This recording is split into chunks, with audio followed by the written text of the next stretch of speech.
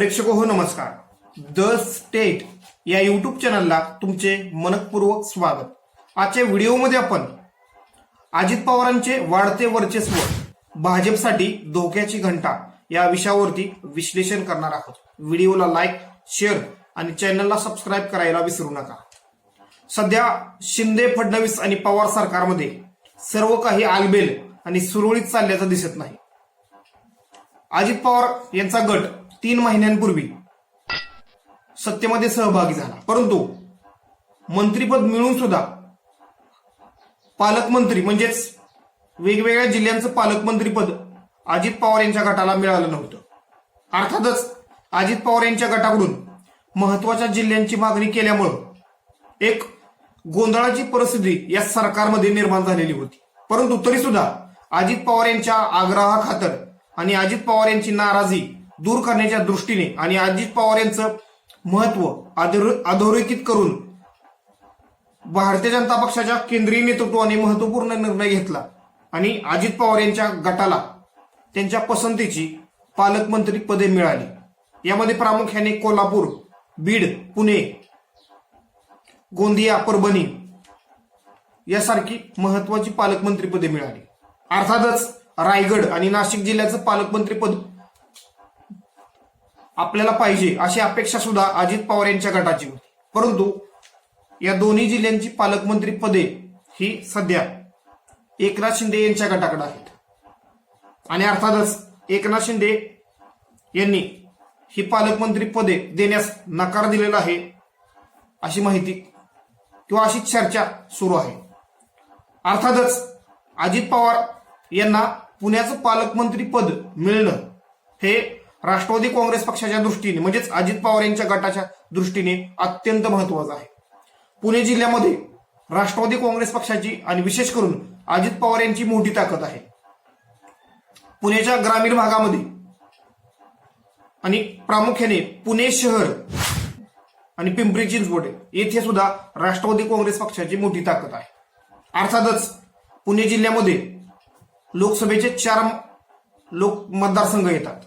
त्यामुळं आगामी लोकसभा निवडणुकीमध्ये राष्ट्रवादी काँग्रेस पक्षाचा आणि विशेष करून अजित पवार यांच्या गटाचा ज्या लोकसभा मतदारसंघामध्ये प्रभाव आहे त्या मतदारसंघामधून महायुतीचे उमेदवार निवडून येण्यासाठी अजित पवार यांच्या गटाची महत्वपूर्ण मदत होईल अशी अपेक्षा भारतीय जनता पक्षाची आहे. त्यामुळेच सध्या भारतीय जनता पक्षाकडे 105 आमदार असून सुद्धा देखील भारतीय जनता पक्षानं देवेंद्र फडणवीस यांना उपमुख्यमंत्री पद दिलेलं आहे आणि मंत्रिमंडळामध्ये केवळ सध्या भारतीय जनता पक्षाचे 10च मंत्री आहेत.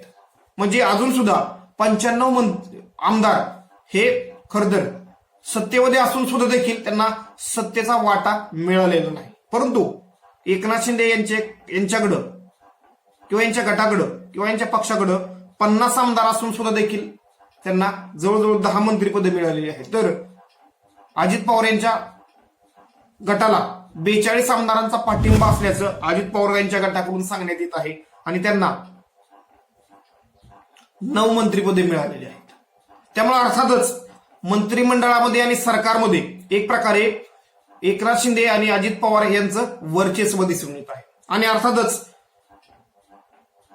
कोल्हापूर जिल्ह्याचं आणि पुणे जिल्ह्याचं पालकमंत्री पद अजित पवार यांच्या गटाला मिळाल्यामुळं अर्थात अजित पवार यांचा गट या 2 जिल्ह्यामध्ये आणि विशेष करून पश्चिम महाराष्ट्रामध्ये आपला पक्ष विस्तार करण्याच्या दृष्टीने प्रयत्न करेल हे साहजिक आहे. अजित पवार यांच्याकडून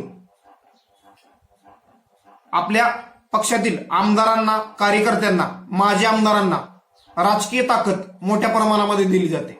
विकास निधीच्या माध्यमातून अजित पवार हे आपल्या आमदार आणि कार्यकर्त्यांना ताकद देत असतात. अजित पवार यांची ही कार्यपद्धती ही भारतीय जनता पक्ष आणि एकनाथ शिंदे यांची शिवसेना या 2 पक्षांपेक्षा वेगळी आहे. परंतु अजित पवार यांचा प्रशासनावरील असणारा प्रभाव आणि प्रशासन चालवण्याचा अजित पवार यांचा अनुभव पाहता आणि अजित पवार यांची काम करण्याची पद्धत पाहता अजित पवार हे येणाऱ्या काळामध्ये पक्ष विस्तार करण्यासाठी आणि आपल्या पक्षाचा प्रभाव वाढवण्यासाठी नक्कीच प्रयत्न करतील. अर्थातच या प्रयत्नामुळे अडचण नक्की मात्र ही भारतीय जनता पक्ष आणि एकनाथ शिंदे यांच्या शिवसेनेची सुद्धा वाढू शकते. अजित पवार यांच्याकडे पुणे जिल्ह्याचं पालकमंत्री पद आल्यामुळं अर्थातच भारतीय जनता पक्षाची अडचण वाढलेली आहे. पुणे जिल्ह्याचं पालकमंत्री पद हे चंद्रकांत दादा पाटील यांच्याकडे होतं. अर्थातच चंद्रकांत दादा पाटील यांना पुण्याऐवजी सोलापूर आणि अमरावतीचं पालकमंत्री पद देण्यात आलेलं आहे. पुणे हे राजकीय दृष्ट्या भारतीय जनता पक्षासाठी अत्यंत महत्वाचं आहे. कारण जर येणाऱ्या लोकसभा निवडणुकीमध्ये किंवा येणाऱ्या विधानसभा निवडणुकीमध्ये भारतीय जनता पक्षाला चांगलं यश मिळवायचं असेल तर पुणे जिल्ह्यामध्ये आपलं वर्चस्व वाढवण्यासाठी भारतीय जनता पक्षाला प्रयत्न करावे लागतील. कसबा विधानसभा मतदारसंघामध्ये भारतीय जनता पक्षाच्या उमेदवाराचा पराभव झाला आणि त्या पराभवामधून भारतीय जनता पक्षाने धडा घेऊन पुन्हा एकदा संघटन बांधणीसाठी आणि पुणे शहरामध्ये आपला प्रभाव वाढवण्यासाठी प्रयत्न सुरू केले. परंतु ज्या पद्धतीनं महाराष्ट्रामध्ये सत्ता परिवर्तन झाल्यानंतर ज्या पद्धतीनं अजित पवार गट सत्तेमध्ये सहभागी झाला त्यामुळे कुठंतरी महाराष्ट्राच्या राजकारणातील संतुलन बिघडल्याचं वाटत आहे.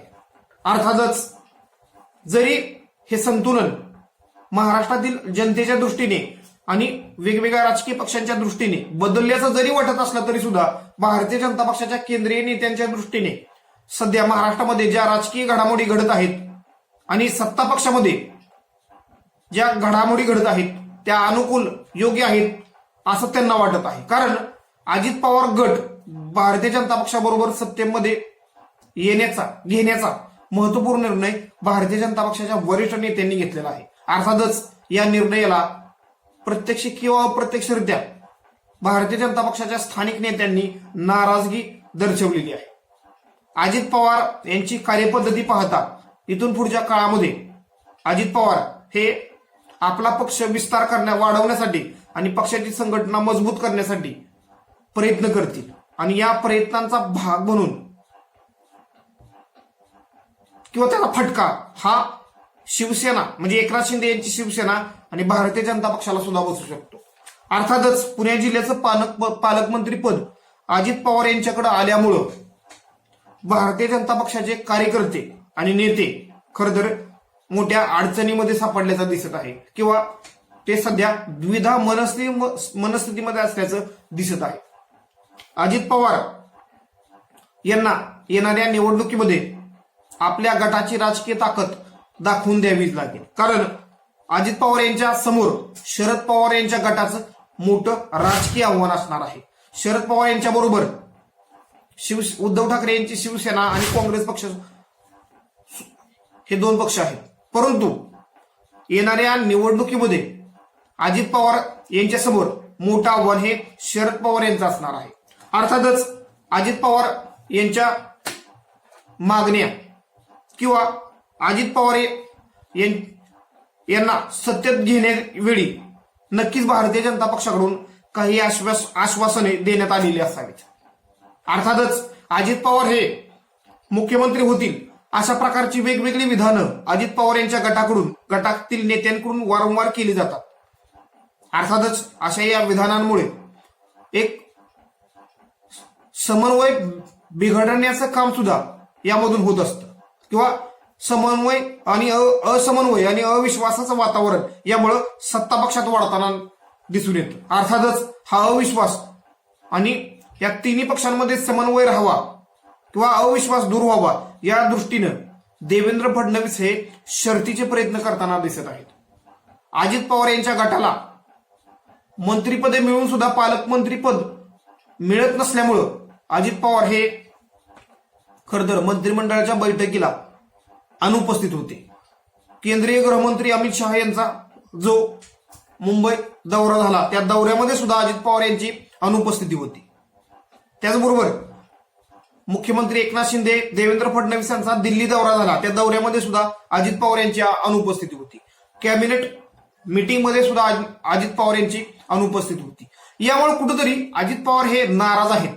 अर्थातच अजित पवार हे आपल्या नाराजीतून एक प्रकारे दबाव आणण्याचा प्रयत्न या सरकारवरती करत आहेत आणि अर्थातच अजित पवार यांच्या दबावाला बळी पडूनच पालकमंत्री पदाची यादी ही भारतीय जनता पक्षाच्या केंद्रीय नेतृत्वाकडून मंजूर करण्यात आली आणि जी अपेक्षित अशी मागणी होती अजित पवारांची ती पूर्ण करण्यात आली.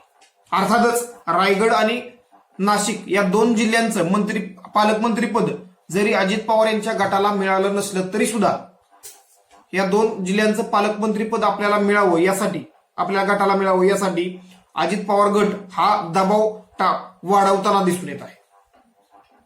अजित पवार हे येणाऱ्या निवडणुकीमध्ये भारतीय जनता पक्षासाठी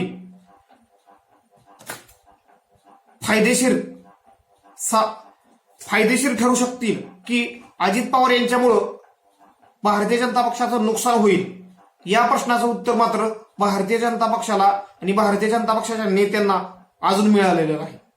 अर्थातच महाराष्ट्रामध्ये आता ह्या परिस्थितीमध्ये कोणतीही निवडणूक होणार नाही. अर्थातच स्थानिक स्वराज्य संस्थांच्या निवडणुका घेतल्या तर त्या होऊ शकतात, परंतु सध्या तरी निवडणुकांचं वातावरण नाही. अर्थातच निवडणुकीमध्येच कळेल की अजित पवार यांचा फायदा भारतीय जनता पक्ष आणि एकनाथ शिंदे यांच्या शिवसेनेला किती झाला. एकनाथ शिंदे यांच्या आमदारकीवरती अपात्रतेची टांगती तलवार आहे. जर एकनाथ शिंदे हे अपात्र ठरले तर अजित पवार मुख्यमंत्री होतील अशी अपेक्षा त्यांच्या समर्थकांना आहे. परंतु देवेंद्र फडणवीस यांनी स्वतः सांगितलेलं आहे की एकनाथ शिंदे हेच येणाऱ्या विधानसभा तसेच लोकसभा निवडणुकीपर्यंत मुख्यमंत्री राहतील. म्हणजेच येणाऱ्या लोकसभा निवडणुका या एकनाथ शिंदे यांच्या नेतृत्वाखालीच लढल्या जातील, तसेच विधानसभा निवडणुका सुद्धा एकनाथ शिंदे यांच्या नेतृत्वाखालीच लढल्या जातील. परंतु यामुळे कुठेतरी सरकारमध्ये ज्या पद्धतीनं आता निर्णय प्रक्रिया राबवली जात आहे, ज्या पद्धतीनं पालकमंत्री पदाबाबत 3 महिन्यानंतर निर्णय घेण्यात आला, मंत्रिमंडळ विस्तार रखडलेला आहे आणि एकंदरीत अजित पवार यांचा राष्ट्रवादी काँग्रेस पक्ष आणि एकनाथ शिंदे यांची शिवसेना हे 2 पक्ष आपल्या बरोबर राहावेत आणि या पक्षांमध्ये किंवा या 3 पक्षात सत्ताधारी 3ही पक्षांमध्ये नाराजी निर्माण होऊ नये म्हणून ज्या पद्धतीचा त्याग सत्ताधारी भारतीय जनता पक्षाकडून केला जात आहे, त्यामुळे कुठेतरी भारतीय जनता पक्ष हा कमी भूमिका घेत आहे किंवा भारतीय जनता पक्षाने एक प्रकारे 2 पावले मागे येण्याचा निर्णय घेतलेला आहे. अर्थातच भविष्यातील राजकीय हितासाठी भारतीय जनता पक्षाकडून घेतलेला हा निर्णय आहे. कारण 2024च्या लोकसभा निवडणुकीत महाराष्ट्रातून जास्तीत जास्त म्हणजेच 48 पैकी 40 पेक्षा अधिक जागा निवडून आणण्याचं एक स्वप्न किंवा टार्गेट भारतीय जनता पक्षाने ठेवलेलं आहे. आणि सध्या एक विरोधी पक्षांची म्हणजेच महाविकास आघाडीची जी राजकीय ताकद आहे, ती राजकीय ताकद ही भारतीय जनता पक्षाच्या नेतृत्वाखालील महायुतीपेक्षा कागदावरती तरी जास्त दिसत आहे. आणि अशा परिस्थितीमध्ये विरोधी पक्षांना कमजोर करण्याच्या दृष्टीने आणि विशेष करून शरद पवार यांच्या नेतृत्वाला आणि राष्ट्रवादी काँग्रेस पक्षाला कमजोर करण्याच्या दृष्टीने अजित पवार यांना आपल्या बाजूनं वळवण्याचा प्रयत्न भारतीय जनता पक्षाचा आणि अजित पवार यांना आपल्या बरोबर सत्तेत घेतल्यानंतर शरद पवार गट कमजोर होईल जी अपेक्षा भारतीय जनता पक्षाला होती ती फोल ठरताना दिसत आहे. त्यामुळे सध्या अजित पवार यांच्यामुळं भारतीय जनता पक्षाचा फायदा झाला की तोटा झाला या प्रश्नाचं उत्तर मात्र भारतीय जनता पक्षाच्या नेत्यांना आणि कार्यकर्त्यांना मिळताना दिसत नाही. मात्र यातून अजित पवार यांचा नक्कीच फायदा झाला. कारण सध्या ईडी, सीबीआय अशा वेगवेगळ्या तपास यंत्रणांचा जो ससेमिरा राष्ट्रवादी काँग्रेस पक्षाच्या आणि विशेष करून अजित पवार यांच्या बरोबर गेलेल्या नेत्यांच्या पाठीमागे लागला होता तो दूर झालेला आहे. आणि दुसरं, सरकारमध्ये त्यांना भागीदारी मिळालेली आहे आणि अर्थातच मंत्रिपदाच्या माध्यमातून आपला राजकीय प्रभाव वाढवण्याच्या दृष्टीने अजित पवार गट आणि त्यांच्याबरोबर आलेले मातबर नेते प्रयत्न करताना दिसत आहेत. अर्थातच या सर्व प्रक्रियेमध्ये भारतीय जनता पक्षानं गेल्या 1.5 वर्षामध्ये राजकीय तडजोडीसाठी जे निर्णय घेतले आणि जे राजकीय डावपेच खेळले, या राजकीय डावपेचांचा उलट परिणाम हा दिसत आहे. म्हणजेच भारतीय जनता पक्षाच्या विरोधात जनतेमध्ये एक नाराजगीचं वातावरण दिसून येत आहे. ज्या पद्धतीनं भारतीय जनता पक्षाने शिवसेना पक्ष फोडला, राष्ट्रवादी काँग्रेस पक्ष फोडला आणि सत्तेमध्ये जे नवे प्रयोग केलेले आहेत, या प्रयोगामुळे भारतीय जनता पक्षाचा निष्ठावान नेता आणि कार्यकर्ता सुद्धा नाराज दिसत आहे. त्यामुळं एकंदरीत अजित पवार हे भारतीय जनता पक्षाबरोबर आल्यामुळं अजित पवार यांचं वर्चस्व त्यांच्या बालेकिल्ल्यामध्ये नक्कीच इथून पुढच्या काळामध्ये वाढत जाणार आहे. तर दुसऱ्या बाजूला भारतीय जनता पक्ष आणि त्यांच्या पक्षाचे कार्यकर्ते आणि नेते हे यामुळं खरं तर नाराज होऊ शकतात. कारण मंत्रिमंडळ विस्तार रखडल्यामुळं आणि एकंदरीत अजित पवार यांचा गट सत्तेमध्ये सहभागी झाला, त्यामुळे अर्थातच जी मंत्रिपदे भारतीय जनता पक्षाच्या नेत्यांना मिळू शकतात ती मंत्रिपदे सुद्धा अजित पवार गटाला मिळाली. त्यामुळं कुठंतरी सत्तेमध्ये आपला वाटा हिरावला जातोय, सत्तेमध्ये आपल्याला वाटा मिळत नाही किंवा सत्तेचा फायदा आपल्याला मिळत नाही, अशी एक भावना भारतीय जनता पक्षाच्या कार्यकर्त्यांच्या मनामध्ये आणि नेत्यांच्या मनामध्ये तयार होताना दिसत आहे. आणि कुठंतरी सध्या सत्ता संघर्षाचा खेळ सुद्धा सध्या सत्ताधारी पक्षांमध्ये आणि नेत्यांमध्ये पाहायला मिळत आहे. त्यामुळे कुठंतरी आणि ज्या प्रकारची विधानं या तिन्ही पक्षातील नेत्यांकडून केली जात आहे, त्यामुळे कुठंतरी तिन्ही पक्षातील नेते आपापसामध्ये समन्वयाचा दावा किती जरी करत असले तरी सुद्धा जमिनीवरती ती परिस्थिती दिसत नाही. त्यामुळं सध्या अजित पवार यांना आपल्या बरोबर घेण्याचा जो भारतीय जनता पक्षाच्या नेत्यांनी घेतलेला आणि विशेष करून केंद्रीय नेत्यांनी घेतलेला निर्णय हा अजित पवार यांच्या गटासाठी फायदेशीर तर एकनाथ शिंदे यांच्या शिवसेना आणि भाजपसाठी तो तोट्याचा दिसत आहे. धन्यवाद. व्हिडिओला लाईक, शेअर आणि चॅनलला सबस्क्राईब करायला विसरू नका.